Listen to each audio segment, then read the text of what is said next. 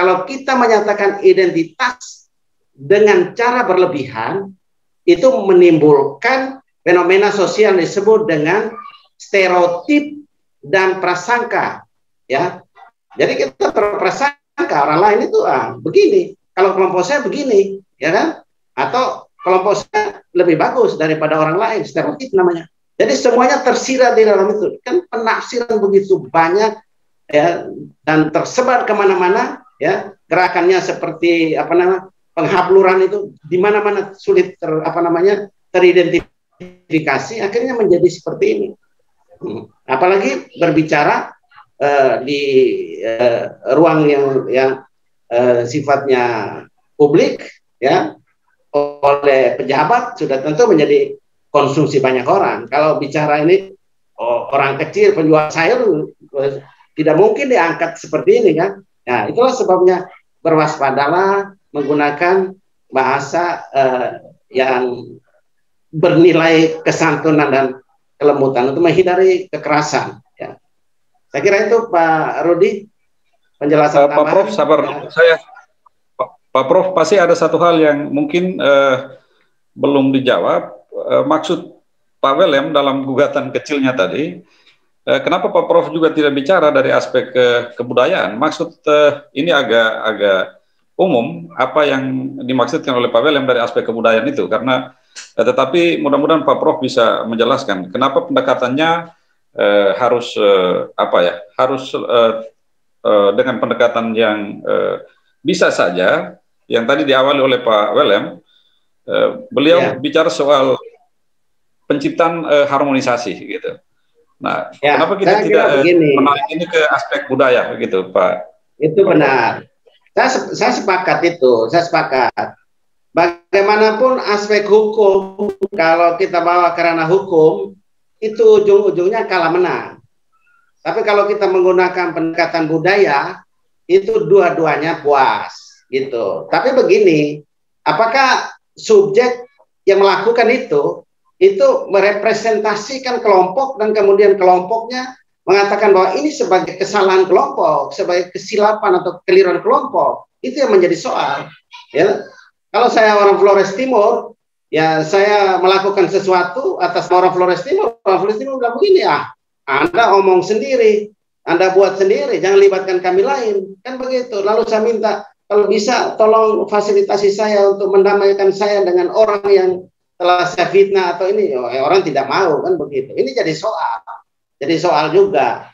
Jadi tidak semudah itu. Tapi pilihan pendekatan budaya itu menjadi lebih lembut menurut saya. Nah, tetapi sekali lagi saya balik, kita tengah mengedukasi orang, ya, masyarakat seluruhnya, kelas bawah sampai dengan kelas atas, ya. Mengapa undang-undang ITE, ya? Mengapa ada kitab undang-undang hukum pidana yang mengatur tentang kekerasan, yang mengatur tentang fitnah, pencemaran nama baik dan sejenisnya. Nah, itu aspek bahasa. Jadi mestinya ini yang menjadi tujuan kita bersama. Jadi pertanyaan, apa ada manfaat? Ada. Dan di hukum kan masih ada asas kemanfaatan, kan? Kemanfaatannya apa? Menjaga harmonisasi. Nah, tapi Pak Welem, saya sepakat juga. Apakah ini juga kalau kita bawa ke ranah hukum, apakah menciptakan harmonisasi? Ya, sekali lagi saya balik. Apakah subjek yang melakukan tindakan tertentu itu, ya, merepresentasikan kelompoknya, merepresentasikan identitas yang dia bawa itu? Bukan. Kalau itu tidak, maka sulit untuk melakukan penyelesaian dengan pendekatan kultural, gitu. Ya, jadi saya kira hukum salah satu alternatif. Ya terserahlah. Nanti ini kan soal bagaimana sikap di apa namanya yang diambil oleh kepolisian, ya, yang lain sudah ke Badan Kehormatan Dewan, ya. Ya, tergantung juga nanti mereka melihat, ya, sejauh mana, ya, hal ini dibawa ke sana kemari, ya. Ini kan menjadi ke sana kemari.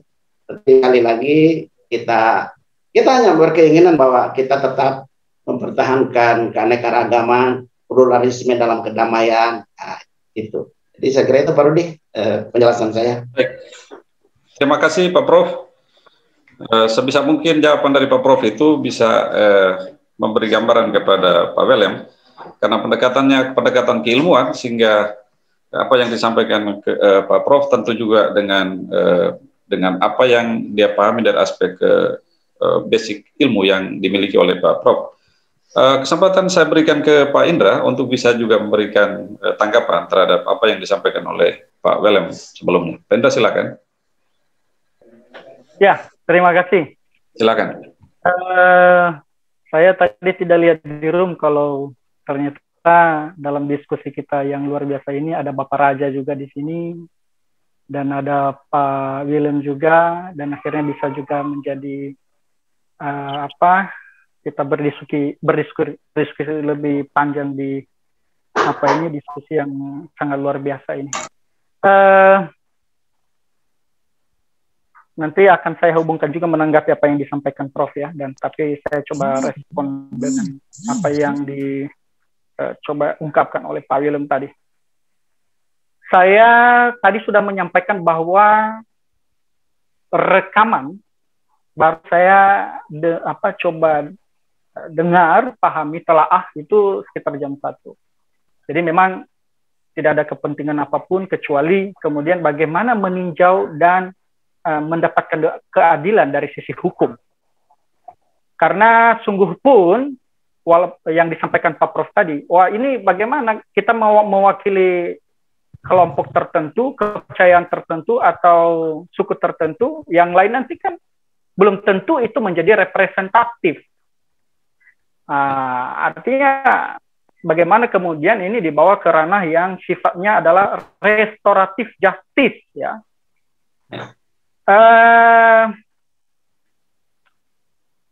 Apa yang dilakukan oleh kawan-kawan yang melaporkan ini, teman-teman pejuang semua, para aktivis yang sangat luar biasa, sangat jeli sekali untuk merespon daripada video ini.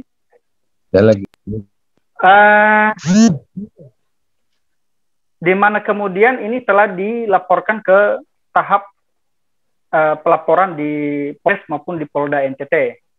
Saya lebih memandangnya adalah dari sisi hukumnya, bahwa apa yang seharusnya dan apa yang senyatanya. Karena kita ini adalah negara hukum, maka rule of law-nya itu tentu menjadi equality before the law. Semua orang mempunyai kedudukan yang sama di depan hukum untuk mendapatkan hak-hak hukum.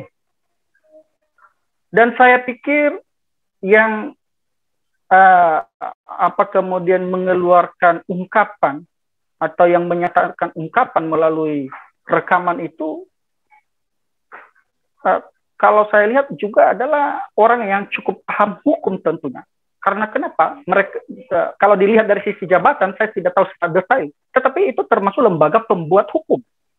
Harusnya hal-hal yang sifatnya ungkapan seperti itu tidaklah kemudian mencederai rasa, ya, tidak mencederai rasa orang-orang yang memiliki hubungan atau kepentingan dalam kehidupan bermasyarakat. Makanya tadi saya coba sampaikan bahwa dari unsur-unsur tindak pidana secara formil maupun materialnya ini, bahwa ada ketentuan peraturan perundang-undangan secara formil ini, ada ketentuan peraturan perundang-undangan yang melarang ungkapan-ungkapan yang sifatnya adalah ujaran kebencian.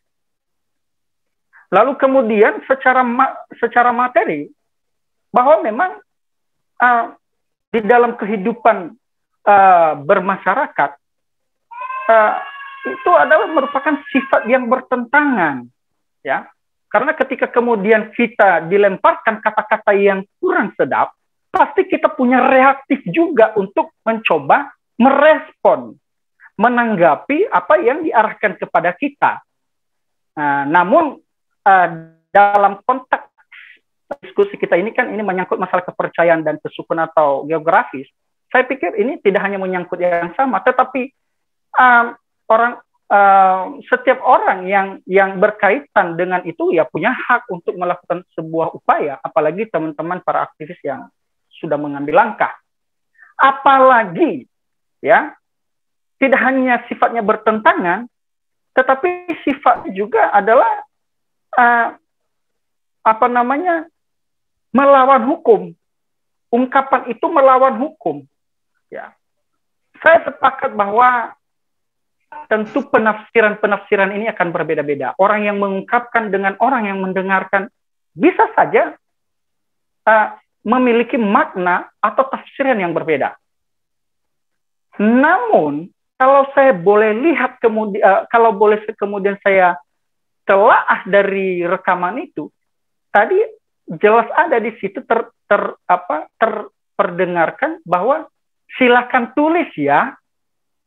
Ini kan jelas sekali dengan alam sadar, dengan niat untuk mengungkapkan sesuatu itu yang kemudian mencederai rasa dari orang-orang yang punya kepentingan, baik secara kepercayaan maupun secara kewilayahan atau suku. Nah, oleh karena itu, proses ini saya pikir ya saya sepakat ada proses yang sifatnya kita tempuh secara budaya. Ada dalam proses penegakan hukum ya ada penyelesaian secara non litigasi atau litigasi. Namun perkara ini sudah dibawa ke ranah litigasi, tidak menutup kemungkinan lagi itu dapat diselesaikan secara baik-baik melalui proses untuk mendapatkan keadilan secara restoratif justice. Nanti pihak kepolisian dalam tingkat penyelidikan dan penyidikan tentunya sesuai dengan surat edaran ya, surat edaran tentang restoratif justice ini, tentunya itu bisa menjadi ruang ya, menjadi ruang bagi terlapor atau teradu untuk kemudian dipertengahkan oleh pihak penyelidik atau penyidik bagaimana menyelesaikan perkara ini secara non litigasi. Artinya kita bisa menyelesaikan secara mediasi dan secara sejenis yang lainnya. Atau bahkan juga kadangkala persoalan-persoalan yang seperti ini karena kita ini menyangkut masalah budaya, nilai-nilai hukum adat juga berlaku, ya kan? Kalau kita tafsirkan kemudian kita bawa ke ranah budaya secara adat istiadat, saya pikir ini sangat luas sekali karena ini sudah menyangkut wilayah yang sangat luas, sudah menyangkut agama yang sangat luas, kepercayaan sangat luas. Karena kenapa? Ketika sudah menyangkut menyebutkan identitas dan identitas itu sifatnya general, ya bisa saja misalnya saya juga yang beragama itu yang disebutkan, saya juga bisa mengambil keberatan. Karena saya disebutkan dengan identitas itu. Nah, makanya kemudian saya mencoba menghadirkan kepada kita dalam diskusi ini adalah batasan undang-undang. Batasan undang-undang yang kemudian mengatakan bahwa itu ungkapan-ungkapan yang seperti itu sudah terkualifikasi ujaran kebencian. Harusnya dilarang untuk diungkapkan. Ya marah sih marah. Kita ini kan public figure. Public figure itu kan tentu tidak semua rakyat itu atau masyarakat itu pro atas setiap kebijakan dan keputusan yang kita ambil. Nah oleh karena itu, apakah kemudian ini nanti bagaimana tindak lanjutnya, tentu kita tunggu tahapan dari hak yang memiliki kewenangan dalam bidang penyelidikan dan penyidikan. Kasus ini akan sampai di mana. Dan saya secara pribadi juga sebagai penegak hukum tentu punya harapan bahwa persoalan ini harus ada penyelesaiannya dan publik bisa mengetahui secara keseluruhan, bukan semata-mata bagaimana memicu persoalan, tetapi kemudian ini menjadi suatu pembelajaran besar, ya tidak hanya pribadi terhadap semua orang, karena pasal tadi yang kita coba diskusikan, ini menyangkut semuanya. Sesungguhnya tidak hanya karena semata-mata kepada yang punya jabatan, kepada yang tidak punya jabatan juga ketika mengungkapkan hal yang seperti begitu, ya kita dapat dijerat dengan pasal yang seperti itu. Nah, jadi kurang lebih seperti itu merespon, ya kita semua punya harapan yang sama, persoalan ini bisa selesai dengan baik. Terima kasih. Sebelum ini akhir itu Pak Indra, saya ingin mengkonfirmasi satu hal biar kita lebih dekat kepada lebih memahami konten yang sementara ini sebenarnya kita perdebatkan. Pak Indra, bentuk voice note atau video yang disebarkan itu dalam pemahaman publik menjadi kontroversi karena apakah benar yang bersangkutan Ketua DPRD Kota Kupang, Pak Yeskiel Lodu, atau bukan? Nah, bagaimana dalam proses hukum kita bisa membuktikan? Saya pikir ini pada saat proses hukum berjalan, dia pasti menjadi salah satu alat bukti. Nah, tentu para pihak yang berkaitan dengan kasus ini, Pak Ketua DPRD yang tertuduh, kami di media masih menggunakan diduga melakukan atau menyampaikan perkataan itu. Kira-kira dalam proses hukum proses pembuktiannya seperti apa, Pak Indra? Ya, Pak Rudi ya. Yang tersebar itu kan sudah terkualifikasi informasi elektronik. Informasi elektronik itu jelas diatur dalam Undang-Undang Nomor 11 Tahun 2008. Ada di pasal 1 ayat 1 jelas menyampaikan di sana, menegaskan di sana bahwa informasi elektronik adalah satu atau sekumpulan data elektronik, termasuk tetapi tidak terbatas pada tulisan, suara, gambar, peta, rancangan dan sebagainya itu yang telah diolah, yang memiliki arti atau dapat dipahami oleh orang yang mampu memahaminya. Nah, ini nanti di kalimat terakhir ini kan yang mampu dipahaminya kan sudah masuk ahli di situ tentunya. Nah, itu biar nanti penyelidik dan penyidik tentu akan menghadirkan ahli, baik dia kalau dia menyangkut suara, tentu ada suatu frasa bahasa. Ya, ada frasa bahasa. Kalau dari segi budaya ya akan dihadirkan ahli budayanya tentunya. Nah, bagaimana prosesnya? Saya pikir apa yang sudah ditempuh oleh teman-teman aktivis itu sudah menyangkut proses. Dari sisi untuk mendapatkan keadilan, yaitu ya membuat aduan atau laporan di tingkat kepolisian. Polisi tentu melakukan penyelidikan dan penyidikan. Kalau di tingkat penyelidikan ini kan tingkat untuk membuktikan apakah benar telah terjadinya dugaan tindak pidana itu. Lalu di tingkat penyidikan, ya pihak penyelidik harus menemukan dua alat bukti untuk kemudian menetapkan seseorang yang terlapor menjadi seorang tersangka. Nah, kalau dilihat dari sisi bukti, ya bukti kan sudah ada rekaman. Persoalan rekaman ini kemudian perlu pembuktian lebih lanjut, yaitu nanti kan ada forensik, ada ahlinya yang terkait di bidang itu. Ya, ada pihak-pihak lain lagi yang harus dihadirkan untuk membuktikan keaslian dari suara, kemudian dari rekaman itu. Kemudian ya ketika kemudian telah dijadikan transaksi elektronik, kemudian telah disebarkan kemana-mana, ini sudah ada saksi. Ya, sudah ada saksi. Nah, persoalannya ketika orang yang mendapatkan rekaman ini lalu menyebarkannya, justru tidak langsung membawa ke pihak kepolisian, ini kan kemudian juga akan ada proses yang lain, yaitu orang yang menyebarkan itu juga dapat dijerat. Nah, tentu pihak kepolisian akan memproses sesuai dengan ya aduan atau laporan masyarakat. Kalau kita masih ingat kasus yang cukup ramai di Republik ini pada masa itu, yaitu kasus yang telah terjadi di ibu kota kita. Di sana, kalau masih pasti kita belum lupa semua, ya, kasus mantan gubernur, ya, dan tidak hanya orang yang berbicara, tetapi orang yang juga menyebarkan itu akhirnya dihukum juga, gitu, ya. Masih ingat kita ya kasus yang gubernur ya di ibu kota ya. Nah, saya tidak perlu menyebutkan identitas lagi.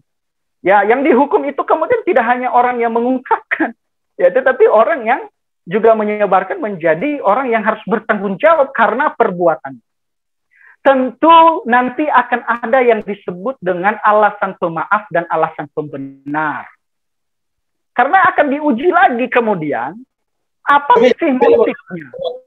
Apa motifnya, apa niatannya, apakah niatannya untuk menyebarkan ini untuk kepentingan kejahat, untuk niat jahat, atau mungkin karena apa?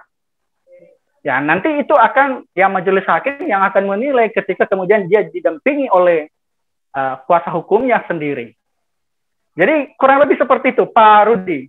Panjang prosesnya, kalau bicara, ayo aja lebih jauh lagi. Baik, terima kasih Pak Indra.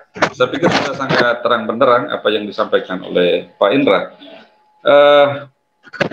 Saya minta kepada para peserta diskusi interaktif kita pada malam hari ini dengan kesadaran sendiri untuk bisa memantau audionya sehingga tidak mengganggu jalannya diskusi kita. Ada Safri Lamablawa, tolong di mute audionya. Baik, Bapak Ibu saudara-saudara sekalian, saya ingin kembali ke Forum Komunikasi Pemuda Kota Kupang, Ade Eman. Ini ada pertanyaan di chatroom. Ini berkaitan dengan apakah ini lengkap disimpulkan sebagai ujaran kebencian atau kekeliruan persepsi? Jika memang ini adalah ujaran kebencian, apakah ada cara yang lebih toleran dalam mengatasinya? Saya ingin konfirmasi ke Ade Eman yang sudah mengambil sikap untuk melapor persoalan ini melalui jalur hukum, melapornya ke Polres Kupang Kota dan juga ke Badan Kehormatan DPRD Kota Kupang. Ade Eman, silakan. Ini ada pertanyaan, apakah ada cara yang lebih toleran gitu, yang bisa diambil untuk mengatasi masalah ini? Kira-kira sikap ke depan seperti apa untuk mengawal kasus ini? Silakan. Baik, terima kasih atas pertanyaannya. Apakah ada sikap yang lebih toleran? Satu, kenapa kami memilih jalur hukum? Ini sebenarnya kami juga menyelamatkan bahwa jangan sampai persoalan ini menjadi bola politik yang kemudian dimainkan oleh seseorang. Betul. Kami memilih jalur hukum karena yang bersangkutan itu adalah public figure. Karena public figure, setiap katanya itu adalah pendapat baru yang dapat menggerakkan seseorang. Kita ingat baik betul, mungkin banyak yang orang tua sesepuh di sini, bahwa kejadian 98 itu masih melekat. Kita ada gong perdamaian dan sebagainya. Dan ini public figure, bukan orang main-main. Apabila dia benar-benar salah, itu tinggal bertanggung jawabkan di hukum. Itu kalau macam sisi lain, misalnya tadi, langkah selanjutnya, kami tetap mengkawal ini. Dan kami meminta bahwa jangan mencoba-coba kawan-kawan dari kepolisian, kawan-kawan dari dewan, bekerjalah secara profesional. Kalau memang salah, bicara secara hukum. Kita berada di negara yang berlandaskan hukum. Gitu. Itu saya kembali. Terima kasih atas pertanyaannya. Baik, terima kasih, Eman.